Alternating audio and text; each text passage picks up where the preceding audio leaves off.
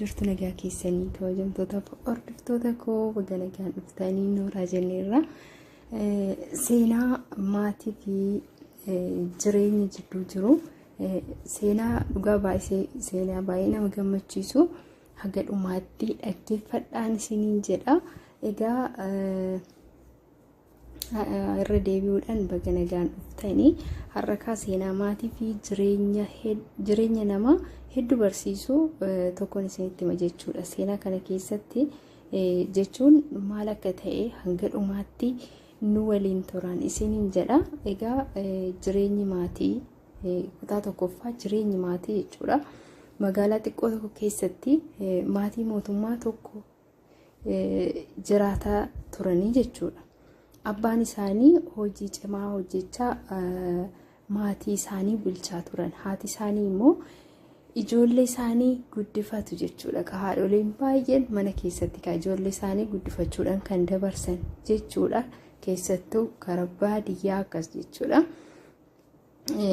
Maatiin isaanii dureessa hin turre garuu wal jaallatu, baay'ee wal jaallatu jechuudha. Maatii jaalalaati. Galgaluma tokko yeroo nyaata waliin nyaatan abbaan isaanii akkana jedhe, jireenya keessatti mootummaa guddaan maatii wal jaallatu qabaachuudha jedhe. Ijoolleen isaanii immoo dubbii sana qalbii keessatti qabatanii yookaan immoo keessa isaaniitti qabatanii jechuudha. Guyyaa tokko abbaan isaanii hojii dhabe. Hojii yeroo dhabu kana mana keessatti rakkoo guddaan uumame. Abbaan manaa yoo hojii dhabe mana keessatti wanti hir'atu baay'eetu jira. Haati manaa manuma teessee daa'ima guddifti waan ta'eef wanti hir'atu waa baay'eetu jiru jechuudha. Hundi keenya kanuma ittiin guddannee waanuma beeknudha jechuudha. Kiraan manaa kaffaluun ni ulfaata. Kiraan manaa kaffaluun ni ulfaate yeroo hojii dhaban kana nyaata gahaa argachuunis rakkisaa ta'e. Ijoolleen isaanii garuu abdiin kutanne. Ilmi isaanii guddaan hojii xiqqoo jalqabe. Intalli isaanii immoo haadha ishee gargaaruu jalqabde mana keessatti jechuudha. Haati isaanii yeroo hunda akkana jedhu ture. Yoo waliin taane rakkoo hunda ni moona jetti.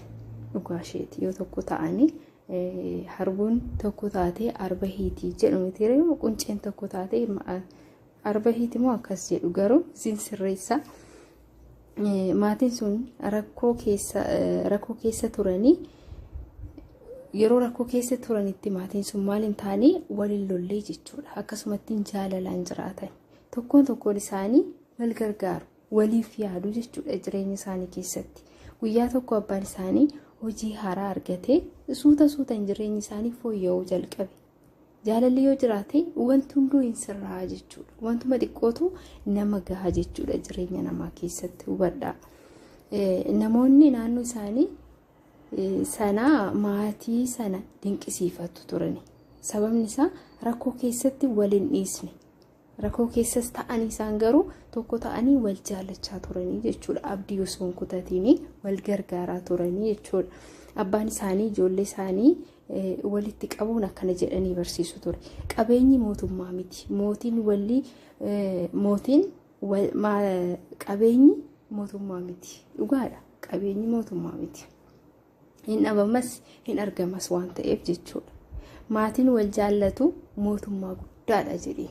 Dhugaadha. Maatiin yoo wal jaallate yoo tokko ta'e mootummaa guddaadha waan guddaadha jechuudha.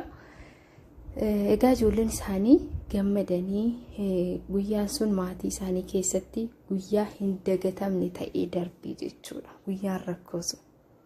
Kanaaf obboleeyyan koo jireenya keessatti yeroo rakkoon dhufu maatii keenya waliin dhaabbachuun barbaachisaadha. Dhugaa dubbachuuf jechuudha. Namni tokko yoo rakkate hin bittinnaa wal dhiisaa maal jedha gargar faca'a jechuudha. Garuu akkas ta'uu hin barbaachisu. Tokko ta'utu nama barbaachisa jechuudha. Maatiin yoo tokko ta'e rakkoon hin salphata mitiire tokko yaada tokko yoo dhaga'e jireenyi namaa rakkinni hin salphataa jechuudha. Haaluma salphaadhaan ni furamaa jechuudha.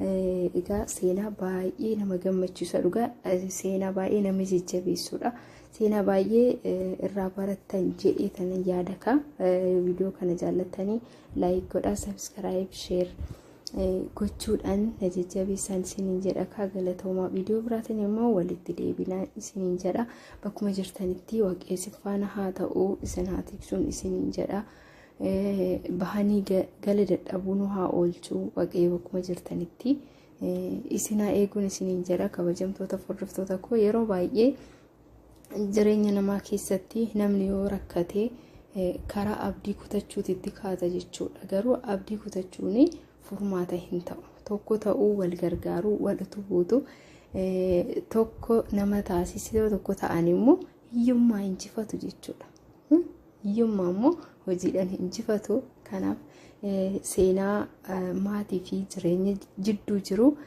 waa baay'ee irraa barattan jedheetan yaada ka kabajamtoota hordoftoota koo haga dhumaatti waan dhaggeeffattaniif galatoomaa isiniin jedha viidiyoo biraatiin akka walitti deebinutti nagaan tura.